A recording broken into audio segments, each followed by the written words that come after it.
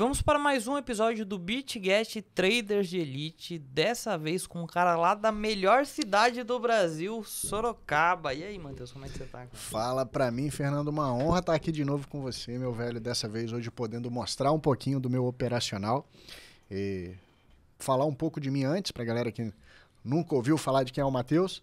Eu vim já da parte de cripto há 8 anos atrás como programador, e aí por conta de desenvolvimento de sistema voltado para a área do mercado financeiro, eu conheci também esse lado do trade e comecei a minha jornada dentro de cripto, dentro de B3 e fui levando até hoje. Hoje eu possuo uma escola, tem lá em Sorocaba o presencial, que é o nosso diferencial, lá em Vitória, no Espírito Santo também. Isso é algo que a galera pede bastante, né, o presencial. 100%, cara. Diferente do que hoje muita gente faz, que é só curso online, curso gravado, qualquer um pode fazer isso.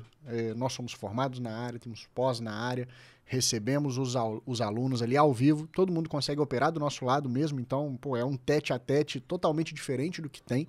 É um espaço co-work ali pro cara crescer literalmente junto com a gente, e não só a gente, vários outros alunos sentam ali todos os dias e tem essa troca de experiência com todo mundo.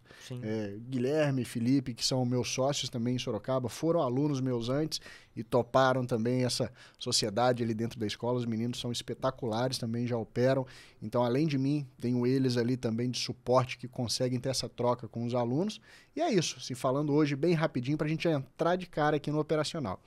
E antes de você criar Factory, né? Isso. O nome, antes de você criar a Factory, o seu próprio espaço para você dar curso, você também já trabalhou em outros lugares, né? Já trabalhou na Atom, que é lá em Sorocaba também. Eu fui head de cripto da Atom, nessa parte toda voltada para o mercado de criptomoedas. Trabalhei na parte de presencial de B3 também. E antes mesmo eu tive a primeira filial fora da Atom, lá em Vitória, onde a gente iniciou todo o processo e eu estava desenvolvendo o sistema para eles. E aí a partir daquilo ali foi de cabeça cada vez mais. Fiz a faculdade de gestão financeira, após de mercado financeiro também. Sim. Continuamos o desenvolvimento do sistema dentro ali da empresa, que era um software para ajudar os alunos, só que acabou que foi ficando de lado também. E focamos no lado do educacional. E hoje, graças a Deus, estamos aí já há 6 anos com escola presencial. Entendi. Matheus, uma pergunta. Você é day trader de profissão? Ou o day trade é só uma renda extra, um hobby? Como é que você lida com isso, cara? Todo mundo pergunta isso. Eu faço questão de falar que não tenho só o day trade como uma profissão. Eu opero, não considero pesado, perto de mestres como o André, que teve aqui também. Inclusive é uma honra estar aqui no mesmo lugar que ele esteve. Já acompanhei demais o trabalho dele. Meus ex-sócios foram alunos e a gente vem ali de uma escola que ele ensinou muito também. Eu tenho outras empresas, tanto o lado de educacional como processador de pagamento, mas tudo voltado para o lado financeiro, que é um sonho meu. Estamos indo para outras vertentes que em breve eu irei falar um pouco mais também. Mas day trade para mim ele é um complemento da minha renda. Hoje eu opero na média aí, se for levar para cripto, proporcionalmente uns 50 mil reais. Então isso é minha conta de day trade. E para B3 é a mesma proporção, 50 mil, um contratinho para cada R$1.000. Entendi. Então, eu fico nessa média de 50 contratos, isso. E para cripto, uma alavancagem de 50 mil, por exemplo, se a minha conta tem 50 mil, eu separo 5 mil para minha entrada.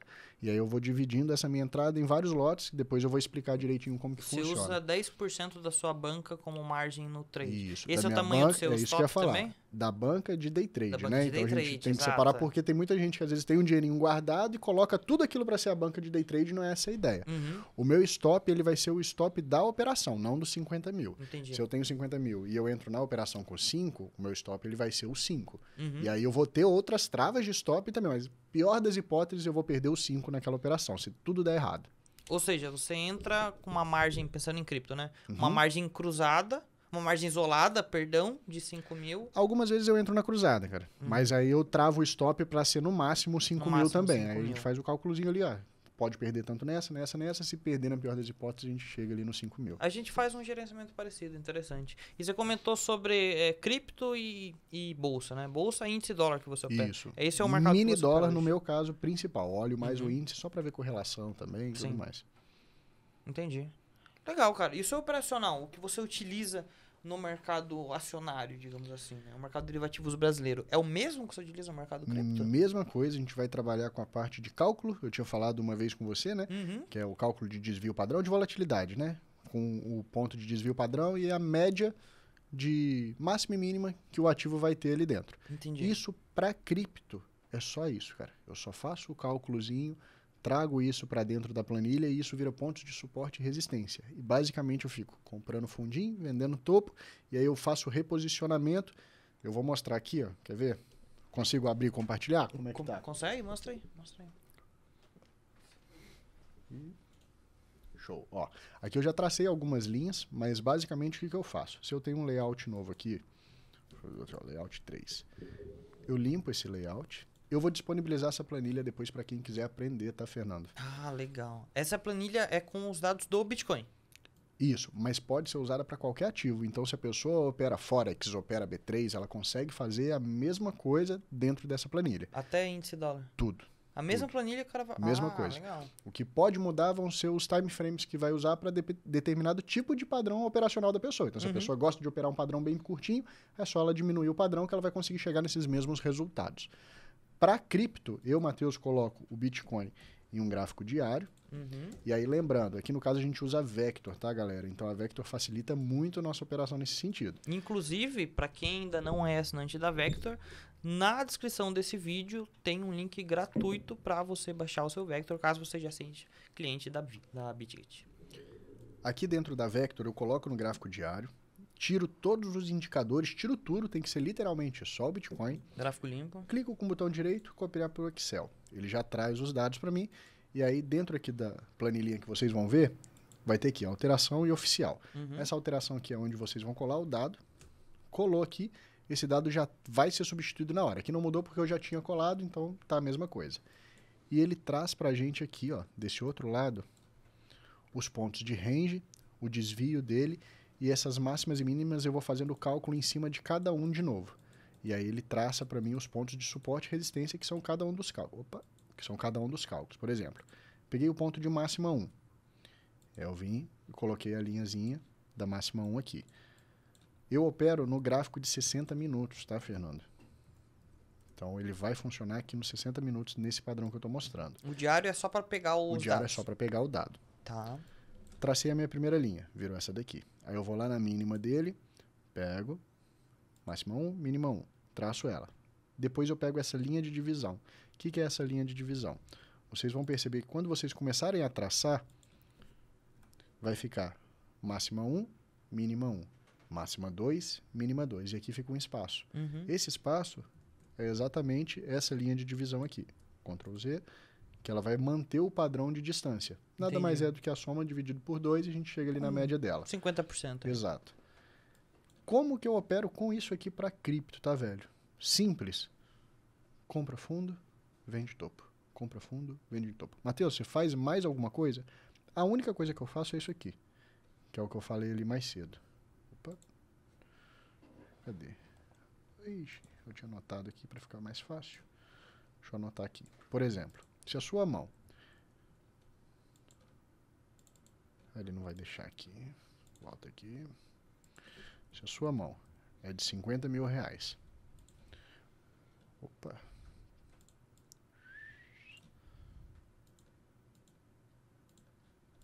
Se a sua mão é de 50 mil reais e você quer separar dessa sua mão, isso é o capital que você tem para operar day trade, tá? Então já é o valor de day trade. Ah, Matheus, eu tenho aqui R$1 milhão, eu quero ir para o day trade. Esquece, não coloca isso tudo. Matheus, eu tenho 10 mil, tenho 5 mil. Então você nunca vai entrar, principalmente quem está começando, obviamente, com esse valor total. Então um exemplo aqui, estou começando, tenho 500 mil, separa 50 mil para o day trade. Desses 50 mil, você nunca vai arriscar também o seu capital todo.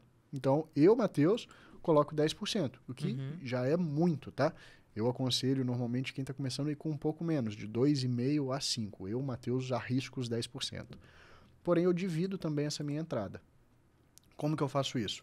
Se eu tenho uma primeira entradinha, que seria aqui, vamos supor, Bitcoin está nesse ponto aqui agora, ou seja, para mim ele está num ponto que eu não faço nada. Onde que eu faço alguma coisa aqui? Só quando ele toca perto da linha azul ou da linha amarela. E aí você busca por venda na resistência. Ah, Matheus, mas aqui a gente tem um outro suportezinho intraday dentro do dia, que ele está demorando para passar daqui. Beleza, tem. Mas eu não vou operar isso daqui. Para mim, eu vou operar sempre seguindo as minhas linhas. Bitcoin veio, subiu, testou e fez um toque aqui na minha linha azul. Aqui a gente já pode deixar uma ordem posicionada, se for da preferência da pessoa. Se a pessoa, como a gente opera 60 minutos, normalmente é melhor deixar posicionado, porque vai demorar para chegar lá. Mas se a pessoa quiser, ela pode ficar acompanhando e ela executa esse mercado também. Vou colocar um alarme também, né? Ou colocar o alarme de rompimento. Aqui, ó, a gente vai pegar e vai deixar uma ordem de venda. Está posicionada. Uhum. Essa minha ordem de venda, ela vai ser acionada quando o Bitcoin chegar aqui. Como que eu faço essa minha proteção? O meu stop, ele vai ficar atrás do último topo. Aqui, ó, esse é o topo mais forte que teve e teve um outro pequenininho aqui. Você considera o topo o fechamento? O fechamento. Não o pavio? Não o pavio. Eu sempre considero o fechamento. Isso daí vai de cada um também. Uhum. Tem gente, como você falou, que gosta de considerar tudo. Só que aí o que eu ia falar? A gente tem topo mais forte e aqui a gente tem um outro topinho. Uhum. Que apesar do fechamento estar aqui, ele veio até aqui. Então, quem gosta de ser mais conservador, aí eu consideraria, nesse caso daqui, o pavio. Quem quiser arriscar mais, eu consideraria esse fechamento. Uhum. E aí eu colocaria aqui. O alvo dessa minha operação, se ele viesse para cá, seria aqui para baixo. Antes também de tocar na linha azul. Por quê? Às vezes ele só vem na região, igual foi aqui. Aqui, ó, ele quase chegou e não foi. Aqui ele passou. Então eu sempre coloco a minha entrada antes da amarela e o meu alvo antes da azul. Ou seja, se eu estou pensando em um ponto de entrada, ele vai estar antes de ser esse toque. Se for para minha saída, antes da saída dela. Nunca o rompimento dela. Por quê? A maioria dos rompimentos são falsos, então não vale a pena eu ficar tentando arriscar esse rompimento. Uhum. Mateus, pegou essa minha ordem e foi embora. Aqui nesse caso, eu entro com 1.000, dos 5.000. E aí, aqui para cima, eu vou deixar uma outra ordem de venda posicionada. Aí essa minha segunda ordem... Ui, Jesus, guarda para cá. Essa minha segunda ordem estaria com mais 1.000. Que é na próxima resistência. Que é na próxima resistência. Para minha terceira, aqui em cima, eu aumentaria de novo.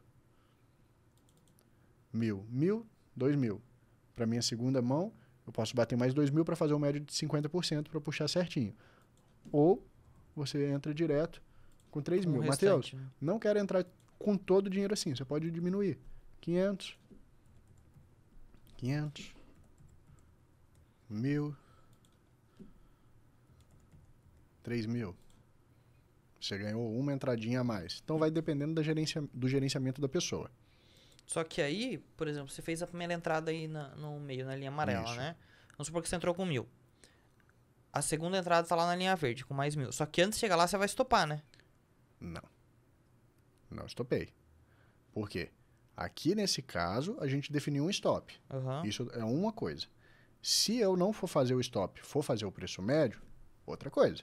Entendi. Operação normal. Mateus, quero entrar numa margem isolada. Ou travar o stop da operação, travou. Uhum. Não quero fazer isso. Quero entrar numa margem cruzada e ir aumentando a posição. Foi boa essa sua pergunta, porque ficou vago mesmo. E aí, no caso, eu não teria esse stop daqui. Entendi. Eu ia definir o stop a partir das entradas. Então, e aí você teria que o stop calcular. é só se tivesse entrado com a posição toda ali. Com a posição 5.000, toda. no caso. Isso. Entendi. Se eu entrei pequenininho aqui, meu preço de entrada vai estar aqui. Quando eu bater o outro, ele vai puxar 50 de novo. Então a pessoa ela vai ter que ter essa noção de onde ela vai ser puxada para o preço médio dela, para ela travar o stop da operação dela também. No caso, o ideal aí, no meu ponto de vista, talvez seria colocar o stop e depois pegar todas as entradas. Só que aí que tá. Se o cara tiver na margem cruzada e não souber calcular, pode ser que isso vá e puxe um valor maior do que os 5.000 dele que tem na conta. Então ele vai ter que ter essa noção de quanto que vai puxar. Se eu entrei aqui e entrei de novo, primeira entrada, segunda entrada, então meu preço vai estar mais ou menos aqui nessa média. Se eu estou com preço aqui, vou colocar uma linhazinha, e entrei de novo aqui em cima, meu preço agora vai vir mais ou menos aqui para essa metade. Para outra que você entrou com mais da metade, aí sim, ele vai puxar um pouquinho mais. Uhum. Então ele vai ter a noção de onde, ou ele pega uma calculadorinha, faz mesmo ele bonitinho, para ele entender aonde que vai ser o próximo ponto e aonde ele conseguiria colocar esse stop. Qual que é o mais trabalhoso disso daqui, velho? Na minha opinião, é só traçar as linhas. Você vai pegar o cálculo, os dados, jogar para o Excel, ele vai transformar para vocês nos pontos de máxima e mínima, que são os pontos de suporte e resistência, traça todos, e aqui você consegue operar. O meu operacional normalmente vira muito swing trade, tá, Fernando?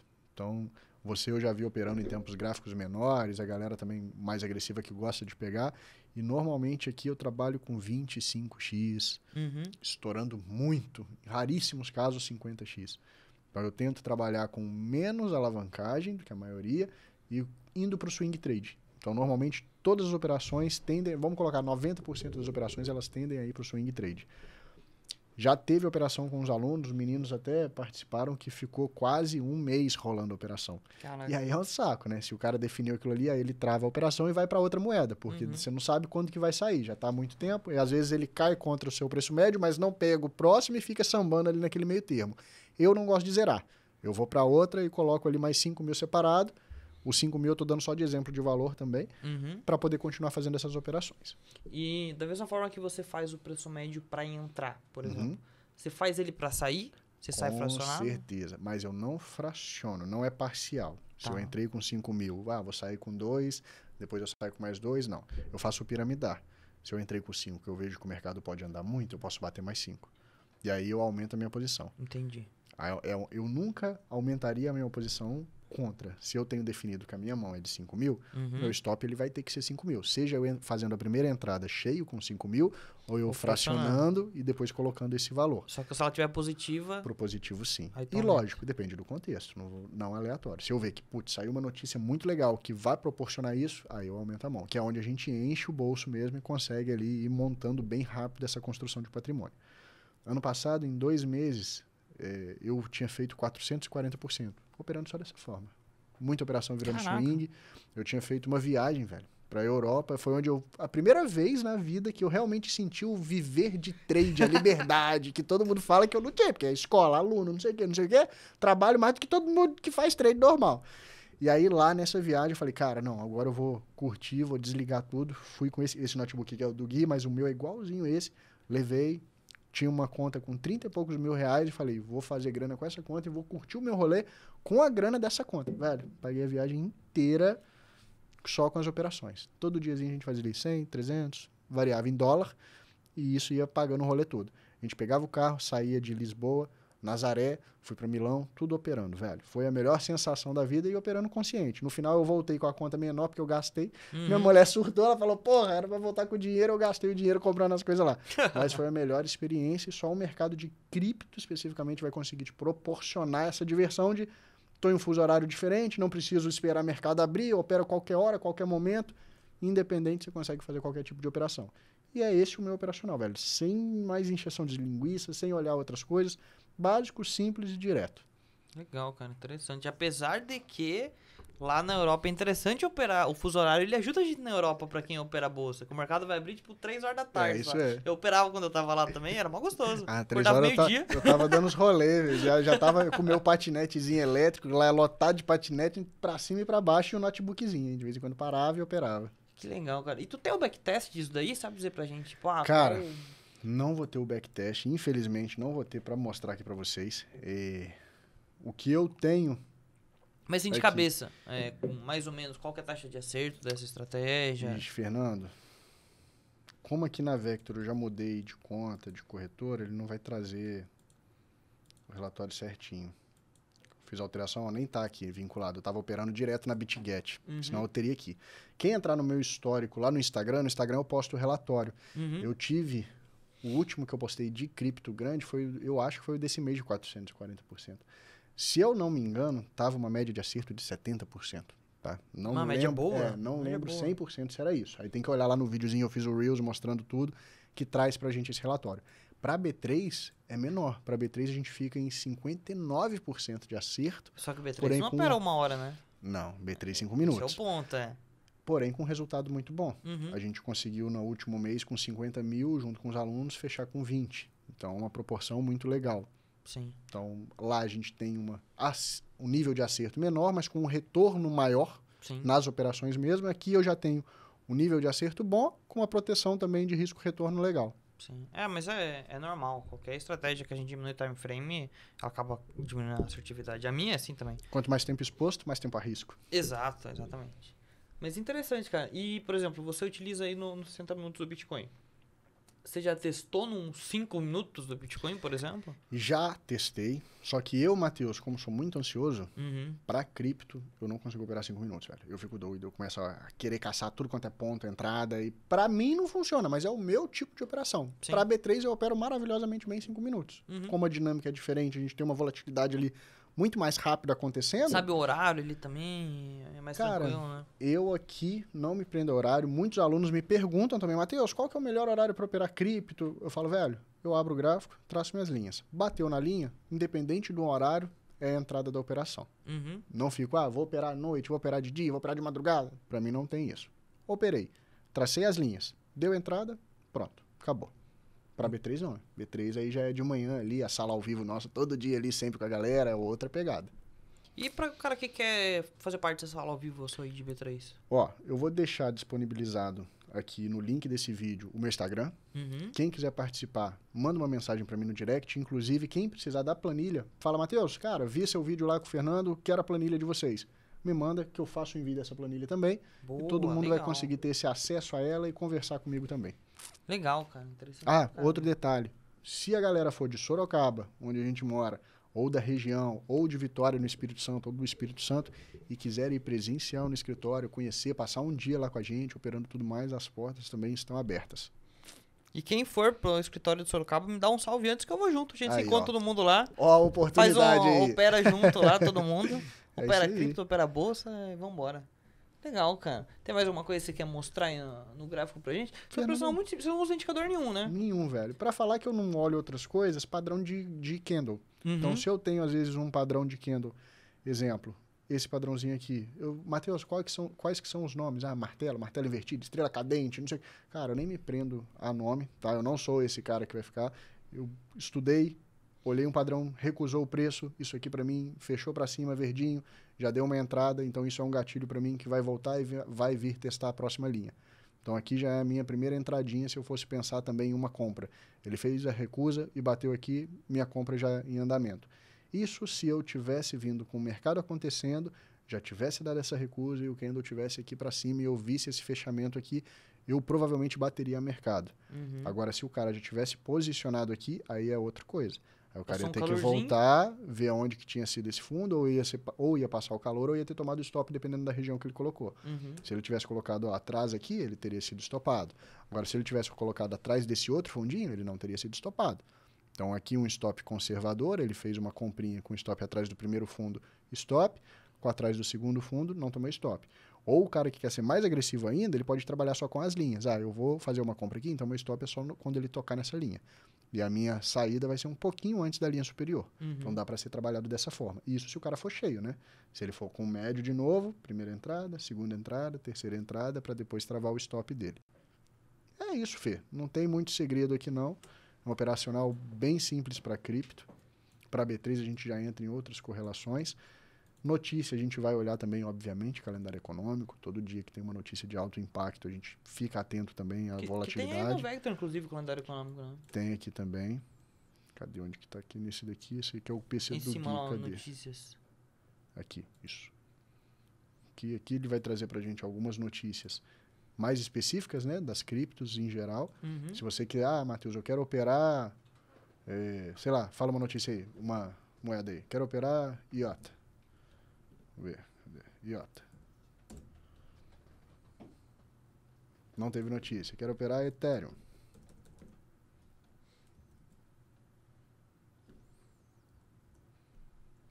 Que trouxe para mim as notícias que têm relação com o Ethereum. Eu quero ver sentimento positivo. Ele traz para a gente as notícias com sentimento positivo. Quero ver notícias com sentimento negativo. Ele vai trazer notícia negativa.